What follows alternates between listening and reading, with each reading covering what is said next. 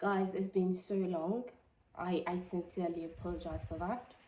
I know it's almost the end of January, but let me start by saying Happy New Year! Yes! This is the first time we're talking this new year, so Happy New Year, everyone. I hope we're all good. I hope the year is already looking up. I trust that it is. So yes, this is our first video for this year. I know some of you are thinking, this girl's gone extinct. I know, you thought about it, didn't you? But no, we have not gone extinct. We've just been taking some time to structure, re-strategize, and do a lot of, have a lot of private moments to figure a lot of things out. So yes, we're still together, and hopefully this year you see me more often than you saw me last year. This is still ENL with Vee-Jolly. For those of you that are new to the channel, ENL stands for experience and lessons, and basically the entire idea is to talk about experiences and the lessons that we've learned from them, and also have people come on as guests to the show to talk about the same experiences. Last year we focused majorly on bedwetting experience. Yes, so I shared my bedwetting experience, and we had different people come on. We had an anonymous guest, we had a doctor, we had a mom. So we had like 4 episodes for that bedwetting experience. So you can do well to go back and have a look at that video and see what you've missed, for those of you that haven't watched the previous video. There are more videos to come this year. This was meant to be an introductory video for the year, so I'm not necessarily going to be talking about any experience in particular today. It's just to say Happy New Year, and raise your expectations because there's so much more coming this year. But then I do have something to say. While I was preparing for this episode, something dropped in my spirit to say today. So yes, brace up, and I'll see you soon.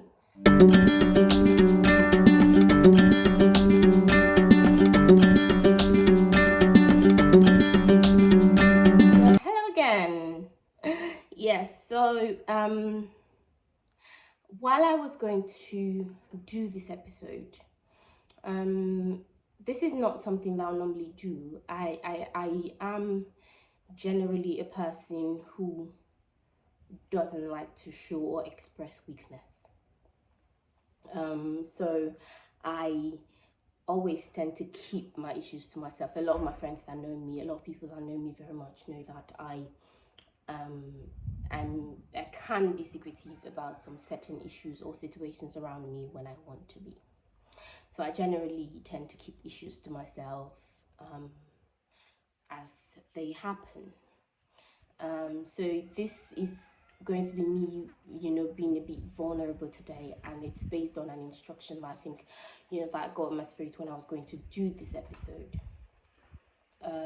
And it's not going to be long. It's just to encourage someone out there. So when I was doing the video to sort of explain what experience and lessons with Vee-Jolly was going to be about, I mentioned in that video that, over time, most of my experiences have led me to a space where I became quite suicidal. It was so bad I would actually browse about these things, browse on how you can die, browse on how to kill yourself, and things like that. And I'm sure that it does come as a shock to a lot of people. Even when I first, made that video, even my siblings, reached out and were like, wow, we didn't know this. And because, like I said, I am someone who generally likes to hide weaknesses, or, who naturally comes off as a very energetic and happy person. So the me you get most of the time is the me with so much energy. Even when it seems like things are not right, you just find that I'm laughing, I'm doing all of that. But there was the me on the inside that was literally dying and going through so much. And I imagine that there's a lot of people that can relate with what I'm saying. And it's those people that I'm doing this for today. And it's just basically to let you know that God sees you and I see you too. And why am I saying this? Most of the time, when I would think of dying, when I would think that, oh, you know what, this is a lot. I'm literally done. I'm not doing this anymore. It was more of the fact that it wasn't necessarily a strong desire to die. It was more of, a desire for people to know and see that I was going through so much pain, because it felt like I was wearing a mask all the time, with all of that energy, with all of that joy that I would express on the outside. And I felt so much like people did not understand that I was going through so much. And I remember sometimes when I would browse about how to commit suicide. It was more of a, how do I hurt myself such that I'm hurt but I don't die. So there was a part of me that really, if that's why I felt like, yeah, what I wanted to do was die. It was more of the fact that I wanted people to see me. I remember watching a movie one time, and that the lady in the movie was, she was really depressed. She was going through a lot of situations. You know how the devil can be. Like, when you're going through some of these things, you tend to find yourself in that space where you have a lot of these kind of materials that make you even feel worse and drives you further into depression.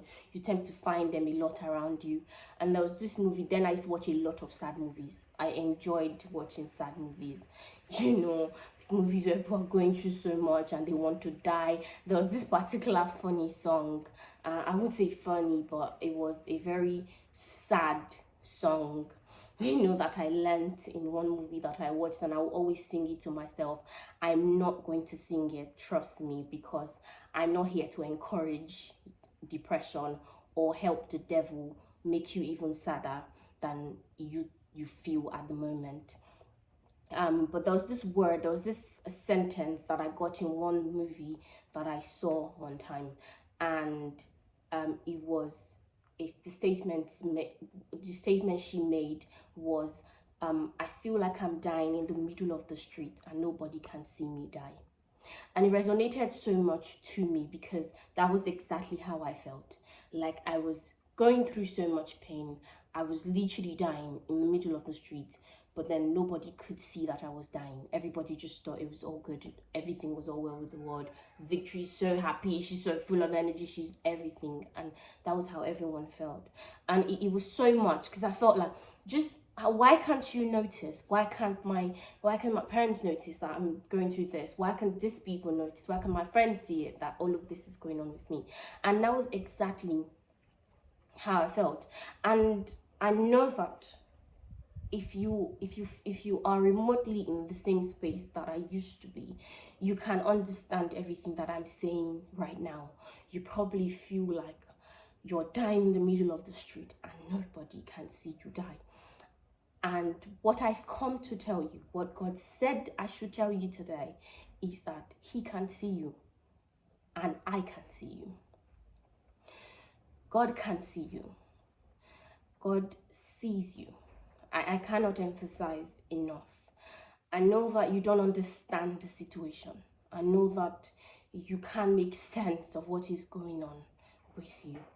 But I want you to know that God sees you. And I want you to see me saying this to you right now as a confirmation that God actually sees you. So you're not alone. You're not alone. God loves you, and He wants you to come out of whatever it is that you're going through. His plan for you is not to bring you to life, to keep you to this point for you to commit suicide. So whatever thoughts the enemy is trying to raise up in your head, I'll tell you two things. Now, I used to say to myself a lot that I thank God, and I thank God for the gift of the message of hellfire. I'll tell you why I say that. One of the major reasons why I never actually went through with most of my suicidal attempts was the fear of going to hell. And I know that some of us don't like that message. We don't like the message of hellfire. But I'll tell you something today. If you're still working through that space where this thought comes so strongly upon you, you can feel it, that you know what, I just want to die. I just want to end it all. I can't do this anymore. I want you to keep it at the back of your mind that if you kill yourself, you're going to go to hell. You will go to hellfire. You cannot go through all of those pain on earth and suffer so much. You just never really were happy throughout your entire lifetime, and then you go and suffer again in eternity. It's a lose on both ends. So if nothing stops you from that thought process, if nothing stops you from thinking about it so much, or from deciding that this is the way you want to go, then let the thought of the fact that you don't want to go to hellfire preserve you. And that was one thing that kept resonating in my head. I don't want to go to hellfire. I don't want to go to hellfire. Let's assume that you don't believe that there's hellfire. I know strongly, I believe it, I know it, that there is a hellfire. And I know that God has not prepared it for his children.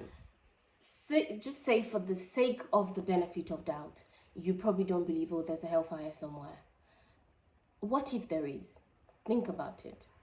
What if there is? What if there is actually hellfire somewhere? Do you want to experience all that you've gone through on earth and then go to hell and experience even worse for the rest of eternity?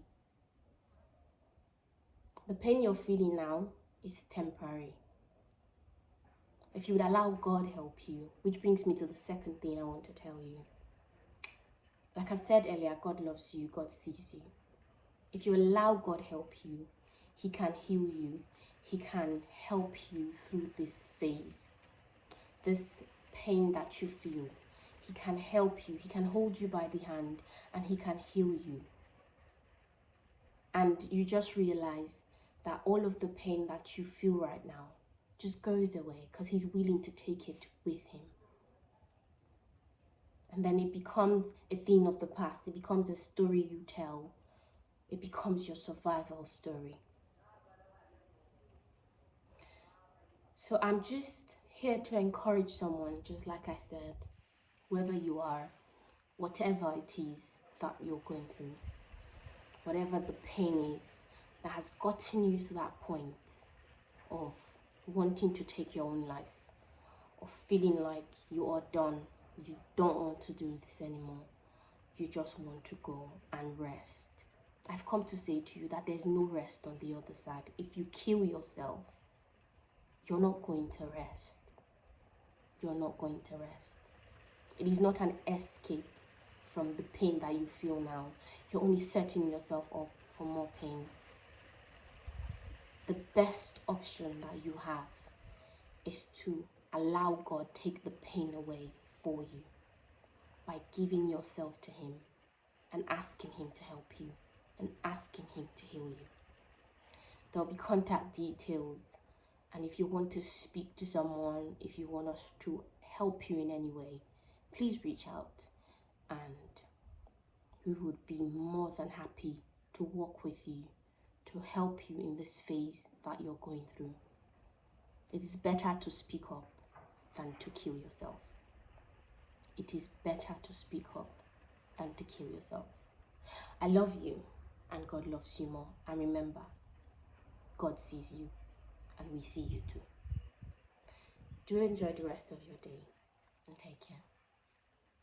Bye.